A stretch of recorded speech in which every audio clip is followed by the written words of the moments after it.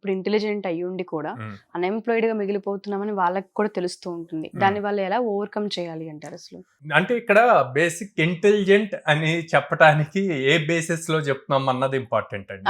True. ఇప్పుడు parents చూస్తే గనక వాళ్ళ పిల్లవాడికి పర్సెంటేజ్.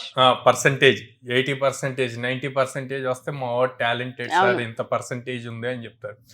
ఎవరైతే 80%, 90% వచ్చి ఇంటెలిజెంట్ అనుకుంటామో వాళ్ళు యాక్చువల్ సినారియోలోకి వచ్చేసరికి ఎక్కువ ఫెయిల్ అవుతారు అనమాట. ఎవరైతే వీడు చదవడరా, వీడు బ్యాక్ బెంచర్ ఇట్లాగ అంటారో వాళ్ళు త్వరగా లైఫ్ లో సెటిల్ అవుతారు. ట్రూ.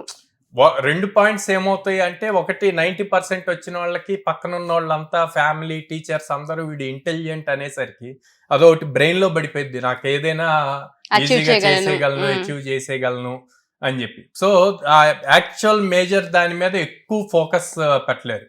అదే బ్యాక్ బెంచర్, తక్కువ స్కోర్స్ వస్తున్నవాడు ఒక పాయింట్కి వచ్చేసరికి రియలైజ్ అవుతాడు అందరికన్నా ముందు, అవి వాళ్ళు ఎక్కువ ఫోకస్ చేస్తారు. సో అందుకే ఆ ఫోకస్ చేయటం కూడా చాలా డెడికేటెడ్ గా ఫోకస్ చేస్తారు, ఇంకెవరు వాడిని డిస్టర్బ్ చేయడానికి లేకుండా.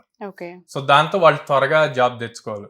సో ఆ క్లారిటీ అన్నది ఇంపార్టెంట్. ఆ క్లారిటీ గనక ఉంటే ఇంటెలిజెంట్ అవనండి, నాన్ ఇంటెలిజెంట్ అవ్వండి, త్వరగా జాబ్ లో జాయిన్ అవ్వాలి.